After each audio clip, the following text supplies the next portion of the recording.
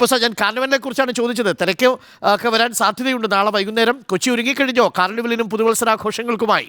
അതെ അരുൺ, എല്ലാവിധ ഒരുക്കങ്ങളും ഇവിടെ തയ്യാറായി കഴിഞ്ഞു. പക്ഷേ ചില ആശങ്കകൾ ഇവിടെ നിലനിൽക്കുന്നുണ്ട്. അതിൽ രണ്ടും ഇപ്പോൾ അവിടെ അരുൺ പറഞ്ഞിട്ടുണ്ട്. അതായത് അതിലൊരു പ്രധാനപ്പെട്ട സംഭവമുള്ളത് ഇവിടുത്തെ കനത്ത സുരക്ഷയാണ്. അതായത് നമുക്കറിയാവുന്നതുപോലെ കളമശ്ശേരി സ്ഫോടനത്തിൻ്റെ ഒരു പശ്ചാത്തലം കൊച്ചിയിലുണ്ട്.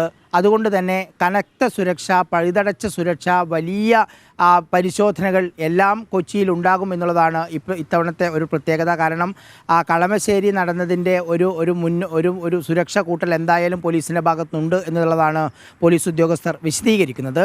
ഇതന്നെയായി ബന്ധപ്പെട്ട് മറ്റൊരു കാര്യമുള്ളത്, ഈ പപ്പാഞ്ഞിയെ കത്തിക്കുന്നതുമായി ബന്ധപ്പെട്ടാണ്. കത്തിക്കാൻ പാടില്ല എന്നാണ് RDOയും പോലീസും പറഞ്ഞിരിക്കുന്നത്. പക്ഷേ കത്തിക്കുമെന്നാണ് സംഘാടകർ പറഞ്ഞിരിക്കുന്നത്. എന്താവും എന്നറിയാൻ ഇനിയിപ്പോൾ നാളെ വൈകിട്ട്